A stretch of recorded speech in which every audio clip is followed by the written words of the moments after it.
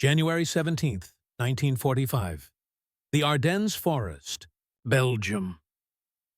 The snow fell in silence. It drifted through the skeletal remains of oak and pine, settling on frozen earth that had seen no mercy for 32 days. In a farmhouse cellar 3 kilometers west of Bastogne, Oberstleutnant Heinrich Müller pressed his back against cold stone and listened.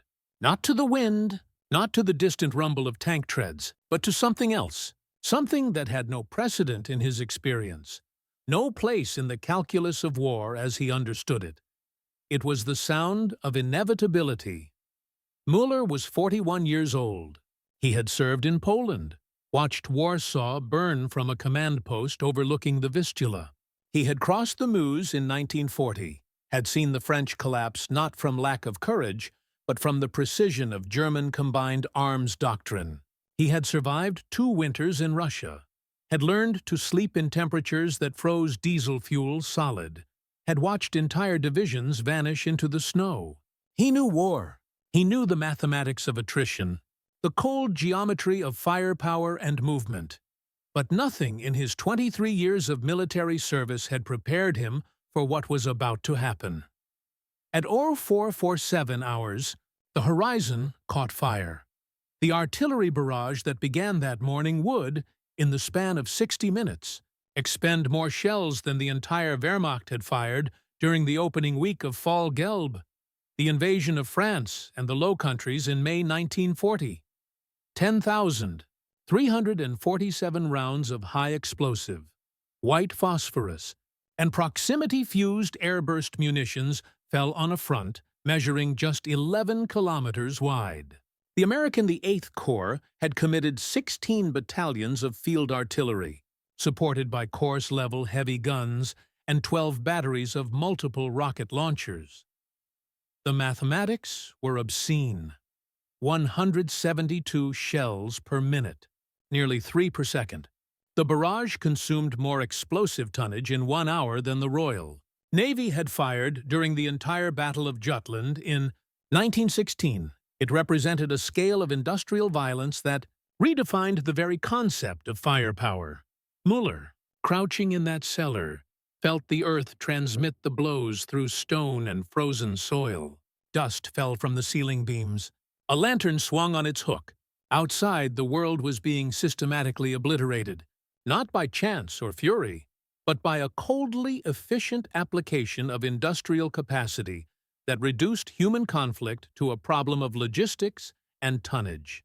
This was not war as the Germans had conceived it. This was something else entirely. To understand what Heinrich Müller experienced that morning requires stepping backward into the architecture of German military philosophy. The Wehrmacht, in 1939, had been the most tactically proficient fighting force on the planet. Its doctrine emphasized Auftragstactik, mission-type orders that granted field commanders enormous flexibility, speed, initiative, concentration of force at decisive points.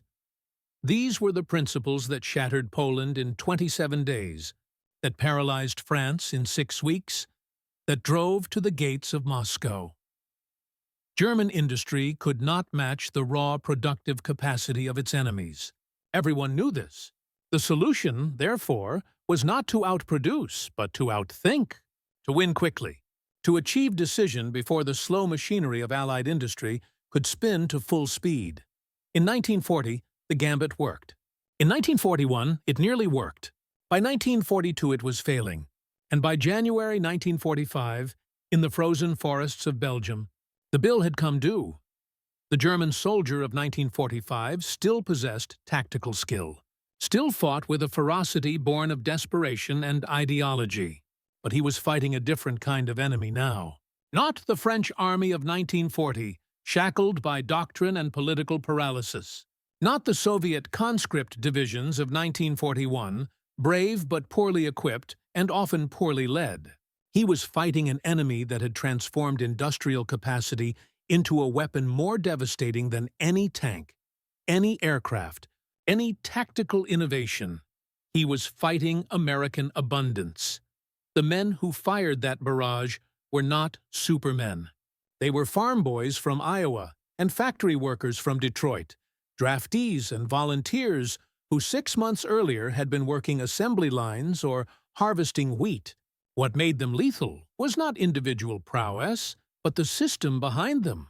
Every shell that landed in the Ardennes that morning represented a chain of production, transportation, and distribution that stretched back across the Atlantic to factories in Pennsylvania and Ohio, to mines in Minnesota, to rail networks that moved mountains, of steel and explosive with an efficiency that would have seemed fantastical to any European observer of 1939, the American M114, 155mm howitzer could fire 4 rounds per minute in sustained action. Each gun crew had been trained to operate with mechanical precision, reducing the act of loading, aiming, and firing to a choreographed sequence that required no wasted motion, no hesitation. Behind each gun sat mountains of ammunition, pallets of shells delivered by truck convoy, by rail, by a logistics apparatus that had no equal in human history. During the First World War, the British artillery barrage preceding the Somme offensive in 1916 had fired 1.7 million shells over 7 days. It was considered an unimaginable expenditure of materiel, a monument to industrial warfare. The American barrage at Bastogne, adjusted for time, delivered comparable tonnage in less than 3 hours. This was the difference. This was what Heinrich Müller heard in that cellar. Not merely explosions, but the sound of an economic system that had mobilized 63% of its industrial capacity for war production, that had built 16 aircraft carriers in the time it took Germany to launch 2, that treated artillery shells the way a baker treats flour, as an abundant raw material to be used without parsimony or hesitation. Before the war, Müller had been a schoolteacher in Bavaria. He had taught history and mathematics to children who would never see adulthood, in a Germany that had convinced itself it could will its way to empire through discipline and sacrifice. The ideology had been seductive, that a lean, hardened nation could defeat bloated democracies grown soft with prosperity. That spirit could triumph over materiel, that German excellence was its own form of abundance. In the early years, this had seemed almost true. The Polish campaign vindicated the doctrine. France fell so quickly that even the German high command was shocked. The newsreels showed endless columns of prisoners, captured French tanks and guns, the swastika flying over the Arc de Triomphe. See, the propaganda said, see what the will can accomplish. But will does not forge steel. Will does not mine copper or synthesize explosives or build ships. By 1943, German soldiers were learning the difference between ideological conviction and logistical reality. In Russia, they watched Soviet artillery batteries that had been obliterated in morning attacks reappear by afternoon. New guns, new crews, an apparently inexhaustible supply. On the Western Front, they watched American units squander ammunition in training exercises, firing more shells in a single rehearsal than a German battalion might receive for an entire offensive. The psychological effect was corrosive. You could be brave, you could be skilled, you could believe absolutely in your cause, and it would not matter, because somewhere across the ocean, factories were running 3 shifts, stamping out shells and rifles and trucks with the casual abundance of a nation that viewed war production as merely one sector among many in an economy of staggering scale. The barrage lasted 1 hour and 7 minutes. When it ended, the silence was worse than the noise.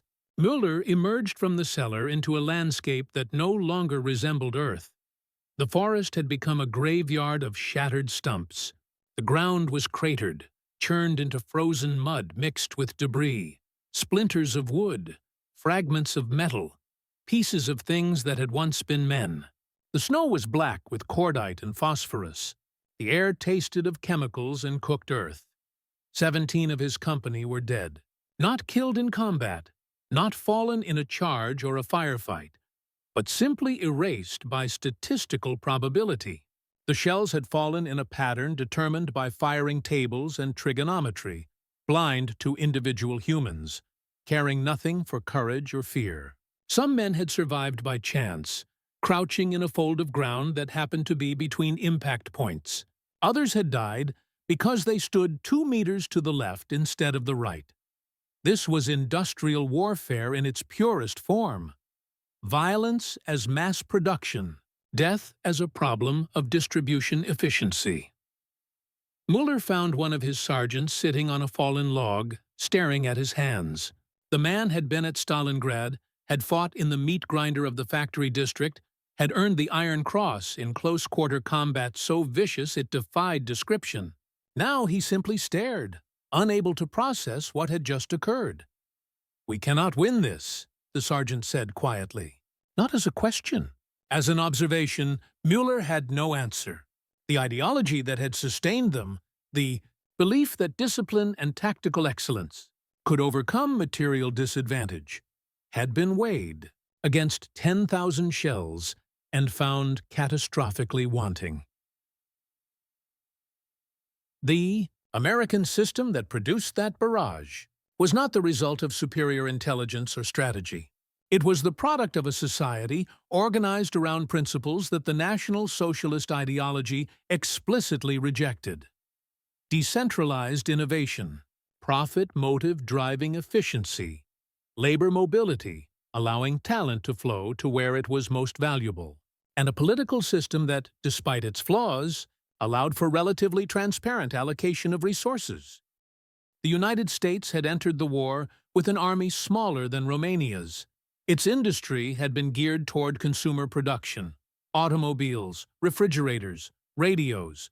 The transformation that occurred between December 1941 and January 1945 represented the single largest economic mobilization in human history. Ford's Willow Run plant, designed to build B-24 bombers, produced one complete aircraft every 63 minutes at peak capacity. The Kaiser shipyards in Richmond, California, could build a Liberty ship in 4 days. This was not the product of authoritarianism or central planning. It was the harvest of a system that rewarded innovation, that allowed Henry Kaiser to adopt welding techniques from the pipeline industry and apply them to shipbuilding, that empowered women like Rose Will Monroe to rivet bomber fuselages with a competence that shattered pre-war assumptions about gender and labor. The German economy in 1945 was, by contrast, a model of inefficiency born from ideological constraints. Armaments production had been distributed across hundreds of small manufacturers to preserve the Mittelstand, the petit bourgeois class base of Nazi support. Standardization was sacrificed to the egos of designers who competed for Hitler's favor. The Tiger tank was a magnificent machine and an economic catastrophe, consuming resources that could have built 3 Panzerführers. Synthetic fuel production never met targets because chemists and engineers were filtered by ideological reliability rather than competence. The artillery barrage Heinrich Müller endured was thus not merely a tactical event. It was a referendum on 2 different organizational philosophies, 2 different visions of how to structure human productivity. And the verdict was being delivered in high explosive at 172 rounds per minute. In the hours after the barrage, Müller's surviving men attempted to regroup. American infantry followed the artillery, advancing behind a wall of steel that pulverized resistance before it could coalesce. The German positions, already weakened by weeks of combat and attrition, collapsed not from lack of courage, but from simple arithmetic. You cannot hold a position when your communication lines are severed, when your ammunition is exhausted, when the unit on your flank has ceased to exist. Müller watched his company disintegrate. Some men withdrew in good order, falling back to secondary positions. Others simply vanished, drifting rearward individually or in small groups, no longer part of any coherent formation. A few stayed and died, not from ideology, but from exhaustion, from the sheer inability to retreat anymore. By nightfall, Müller was leading 14 men through frozen woods. trying to reach German lines that may or may not still exist. They moved in silence, too tired for talk, too numb for fear. One of them, a boy of 19 who had been conscripted 6 months earlier, carried an American field ration tin he had scavenged from a destroyed supply truck. He opened it during a rest halt and found chocolate, cigarettes, instant coffee, sugar, canned meat, cheese spread, and crackers. The boy stared at the contents with incomprehension. This was an individual ration meant for one soldier for one day. It contained more calories and more variety than German troops typically saw in 3 days. It was packed in waterproof materials designed to survive rough handling, labeled with clear instructions. "They give this to every soldier?" the boy asked. Müller nodded. "Every soldier. Every day." The boy was quiet for a moment, and then he began to laugh. Not with humor, but with the bitter understanding of a man who has just comprehended the scale of his defeat. Not defeated by better tactics or braver men, but by a logistical system so abundant it could afford to give individual soldiers more food than entire German squads received. Could afford to fire 10,000 shells in an hour. Could afford to treat war as a problem of industrial management rather than heroic sacrifice. The American artillery doctrine that devastated Müller's position had been developed through ruthless analysis and trial. In North Africa, American forces had performed poorly, stumbling against Rommel's Afrika Korps, learning hard lessons about combined arms coordination. In Sicily and Italy, they refined their methods, discovering that overwhelming firepower applied with systematic precision could substitute for tactical elegance. By 1945, the American artillery system functioned with an efficiency that approached industrial automation. Forward observers, often operating alone or in small teams deep in enemy territory, could call for fire support and receive it within minutes. Fire direction centers calculated trajectories using mathematical tables and mechanical computers, coordinating dozens of batteries to place steel on target with minimal delay. The Germans had pioneered radio-directed close air support in Spain and Poland, had refined combined arms tactics to an art form. But they had never developed the systematic application of massed firepower that characterized American operations. Partially, this was philosophy. The German focus on maneuver warfare considered artillery a supporting arm, not a war-winning weapon. Partially, it was economic. The Americans could afford to fire 20 shells where Germans fired 1. The result was a style of warfare that German officers found both horrifying and strangely impersonal. In earlier campaigns, battles had hinged on command decisions, on the initiative of individual leaders, on the fighting quality of specific units. Against the American system, individual quality mattered less.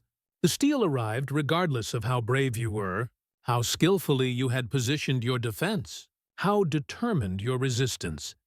This was democracy's way of war.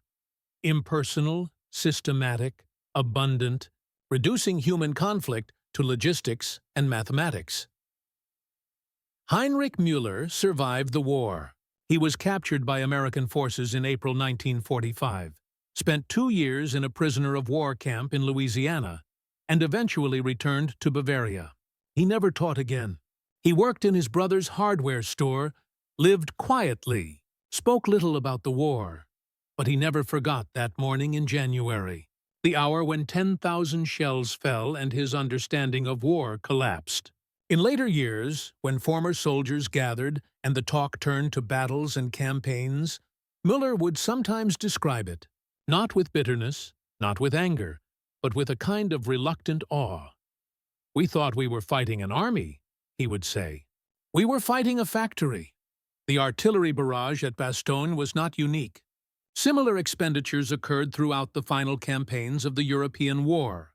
At the Rhine crossings in March 1945, American forces fired 65,000 shells in a single day. During the Battle of the Bulge, daily artillery expenditures averaged 7,000 tons, more than the Luftwaffe's entire bomb load during the Blitz on London. The statistics became numbing, almost abstract.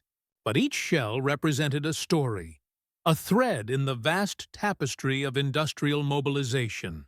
The steel came from mills in Pennsylvania, where workers, many of them women who had never set foot in a factory before Pearl Harbor, operated blast furnaces around the clock. The explosives were synthesized in chemical plants built in 18 months, designed by engineers who had learned their trade building civilian infrastructure. The fuses were assembled in workshops staffed by workers who 6 months earlier had been making radios and washing machines. This was the secret weapon, not a supertank or a jet fighter or a wonder drug, but an economic system that could pivot from consumer abundance to military production without collapsing, that could feed both a war machine and a civilian population, that could send millions of men to war while simultaneously increasing domestic food production. The Nazis had built an empire on the ideology of scarcity, the belief that Germany needed Lebensraum, living space, because resources were finite and must be seized from others. The war revealed this ideology as both morally bankrupt and economically illiterate. America demonstrated that abundance was not a zero-sum game, that productivity could expand, that prosperity did not require conquest. The recurring symbol in Heinrich Müller's memory was not a weapon or a sound, but a simple object. That American field ration tin, opened by a 19-year-old conscript in frozen woods. It represented something more profound than logistics. It represented a fundamental difference in philosophy. German soldiers received rations calculated to minimum caloric need, packaged in basic materials, distributed through a system that treated food as a scarce resource to be husbanded and allocated.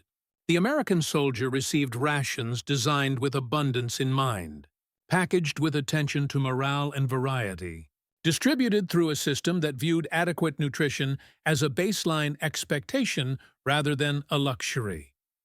This difference extended through every aspect of the war machine.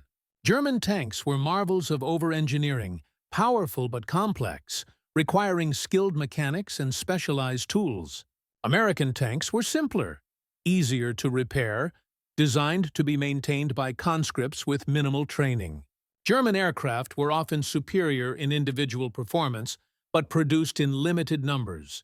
American aircraft rolled off assembly lines in quantities that transformed air superiority from a tactical advantage to a strategic certainty. The abundance was not merely material, it was philosophical. It represented a civilization that believed prosperity was expandable, that resources could be created through innovation and labor, that cooperation could produce more than competition, that freedom, messy, inefficient, chaotic freedom, generated creativity and productivity that no amount of authoritarian discipline could match. In the final weeks of the war, as Germany collapsed, Heinrich Müller witnessed scenes that validated everything that barrage had taught him. Columns of American trucks stretched to the horizon, carrying supplies forward at a pace that made German logistics look medieval. American soldiers, even on the front lines, ate hot meals prepared by mobile kitchens. Wounded men were evacuated by ambulance to field hospitals equipped with surgical facilities better than most civilian hospitals in pre-war Germany. The contrast with German forces was stark. By April 1945, Wehrmacht units were surviving on irregular rations, scavenging food from abandoned farms, walking because fuel for vehicles no longer existed. Wounded men died not from their injuries, but from lack of medical supplies, lack of transportation, lack of everything except courage and commitment. Courage and commitment, Müller learned, were not enough, had never been enough. The ideology that valorized sacrifice and discipline while rejecting the soft prosperity of democracy had led Germany not to glory, but to absolute ruin. The hard men who were supposed to create good times had instead created a catastrophe so complete that German cities were ruins, German industry was rubble, and German children were starving. The Americans, The soft Democrats, who were supposed to collapse under the test of war, had buried Germany under an avalanche of steel and then arrived with food, medicine, and a plan to rebuild. The artillery barrage that stunned Heinrich Müller in January 1945 was a single moment in a vast conflict, a footnote in histories that focus on great battles and strategic decisions, but it contained within it the entire story of the war. The confrontation between ideologies, between economic systems, between visions of how human societies should organize themselves. On one side stood a system built on hierarchy, racial mythology, and the belief that scarcity required conquest. On the other stood a system built on freedom, enterprise, and the belief that abundance could be created through innovation and labor. The verdict was delivered in 10,000 shells over 67 minutes, not as an argument or a philosophical debate, but as an empirical test with consequences measured in blood and fire. When Heinrich Müller spoke of that morning in later years, he did so with the detachment of a man describing a natural disaster, an avalanche or earthquake. There was no point in anger. The forces that had destroyed his company, his army, his nation, were too vast for personal enmity. You could not be angry at a hurricane. You could not resent the tide. But sometimes, in those quiet conversations, he would return to the image of that field ration tin, opened in frozen woods by a boy who would not survive the week. The chocolate and cigarettes, the coffee and sugar, the casual abundance of a nation that could afford to give such things to millions of men and still maintain prosperity at home. That was when I knew, Müller would say. Not knew we would lose, we already knew that, but knew why we would lose, knew that everything we had been told was a lie. The lie was not about tactics or courage or the fighting quality of German soldiers. The lie was foundational. The belief that authoritarian efficiency could outproduce democratic chaos, that discipline could substitute for freedom, that a nation could achieve greatness through conquest rather than creation. The 10,000 shells were the truth, falling at 3 per second, each one a statement of fact more eloquent than any speech, more definitive than any argument. The American soldiers who fired that barrage did not know they were making a philosophical point. They were simply following orders, executing fire missions, doing their jobs. The forward observers who called in the strikes were focused on tactical objectives, suppressing German positions, enabling infantry advance, reducing American casualties. The gun crews loading and firing were thinking about their immediate tasks, elevation, charge setting, timing. But the system they were part of, the vast apparatus of production and distribution that enabled that barrage, represented something profound. It was the harvest of Enlightenment principles applied to economics, that individual liberty generates innovation, that market incentives drive efficiency, that open societies outperform closed ones not through superior virtue, but through superior mechanisms for allocating talent and resources. The Nazis had rejected these principles, had built an empire on their negation. The war was, among other things, a test of that rejection. And the test results were being delivered daily, in artillery barrages and bombing raids and the endless columns of trucks carrying supplies forward. In the systematic application of industrial abundance to the problem of destroying the Third Reich. On that morning in January 1945, as Heinrich Müller crouched in a Belgian cellar listening to the earth shake, Siri très fi. The outcome of the war was already certain. Germany had lost. The question was only how long the dying would take, how many more cities would burn, how many more lives would be consumed.